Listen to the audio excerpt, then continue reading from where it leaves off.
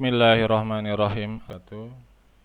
Alhamdulillahirrabbilalamin. Segala pujian hanya milik Allah yang telah memberikan kita begitu banyak nikmat karunia-Nya sehingga kita bisa bernapas untuk menjalankan aktivitas ibadah kepada Allah Subhanahu wa taala. Salawat dan salam selalu tercurahkan kepada Rasulullah sallallahu alaihi wasallam.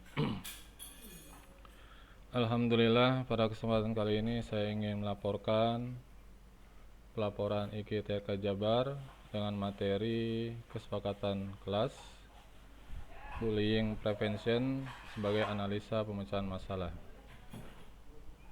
Baik, kita mulai saja. Untuk pendahuluan bahwa kasus bullying marak terjadi di sekolah, Komisi Perlindungan Anak Indonesia mencatat sepanjang tahun 2021 setidaknya ada 17 kasus perundungan di sekolah. Penyebabnya ada banyak faktor, namun yang sering ditemukan yaitu adanya ketidakseimbangan antara pelaku dengan korban.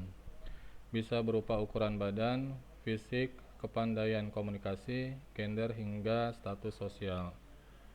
Bullying secara kasat mata tampak seperti guyonan biasa kepada anak-anak. Jangan kira ini tidak menimbulkan dampak serius. Ejekan atau olokan secara verbal sangat berbahaya bagi anak. Pada isi laporan ini ada 4 hal yang akan saya jabarkan. Yang pertama adalah deskripsi masalah, yaitu beberapa siswa yang kesulitan menyatu dengan teman yang lainnya di kelas. Yang kedua, akar permasalahan, siswa mengalami korban bullying. Kemudian yang ketiga, sebagai alternatif solusinya adalah salah satunya adalah terapi melalui konseling behavior. Dan yang terakhir adalah hasil pemecahan, yaitu sekolah dapat menjadi tempat belajar yang aman dan kondusif.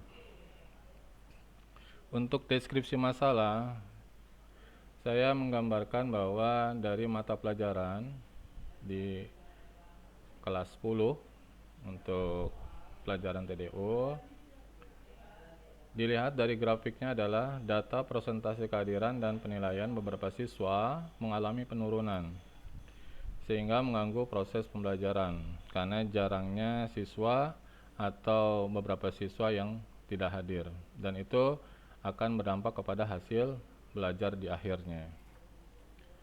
Kemudian apa akar permasalahannya? Akar permasalahannya adalah bahwa adanya siswa yang menjadi korban bullying di kelas sehingga menjadi sering menyendiri dan mengalami penolakan oleh lingkungan sosial di kelas, di teman-temannya.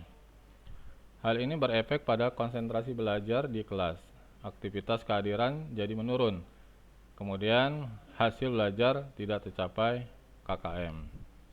Dan itu adalah akar permasalahan yang ditemukan oleh saya di kelas. Kemudian sebagai alternatif solusinya, saya menggunakan pedoman kepada siswa, yaitu kesepakatan kelas antara guru dengan siswa, kemudian siswa dengan temannya lagi. Langkah yang pertama adalah konseling. Jika ada beberapa siswa yang mengalami bullying, maka saya akan berkonsultasi dengan guru BP atau BK sebagai langkah antisipasi pertama, jangan sampai akan terulang kembali.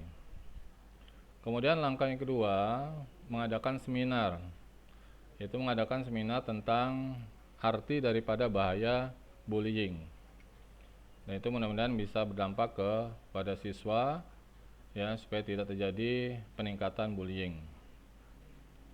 Kemudian step yang ketiga atau langkah yang ketiga adalah mengingatkan. Dalam bentuk apa? Dalam bentuk kampanye, mengadakan kampanye anti bullying. Dan ini terus digalakan supaya jangan sampai meningkat terus kasus bullying di siswa. Dan ini berdampak nanti pada kekerasan.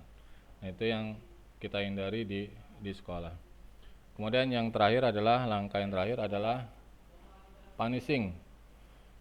Punishing berarti sanksi terhadap pelaku bullying, yaitu memberikan sanksi kepada siswa yang pelaku atau yang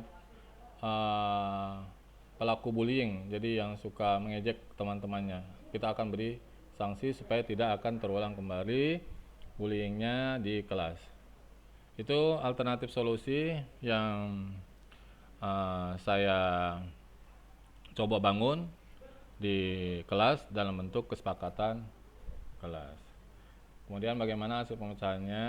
Hasil pemecahannya walaupun tidak signifikan tapi ada sedikit peningkatan baik di siswa maupun di teman-temannya, yaitu siswa menjadi percaya diri karena sudah di backup oleh guru PP dan guru BK. Kemudian adanya kerjasama, interaksi sosial sama teman dapat terjalin kembali. Kemudian yang terakhir adalah kondusif, yaitu suasana pembelajaran di kelas menjadi kondusif. Ini adalah hasil pemecahan masalah yang ditemukan. Mudah-mudahan apa yang saya sampaikan bisa bermanfaat buat kita semua dan kita bisa menghindari kasus bullying. Terima kasih yang sudah menyimak dan sudah mendengarkan. Yang benar datangnya dari Allah SWT, yang salah dari saya pribadi mohon dimaafkan. Akhir kata saya membaca alhamdulillahirabbil wabillahi taufiq wal hidayah. Wassalamualaikum warahmatullahi wabarakatuh. Terima kasih.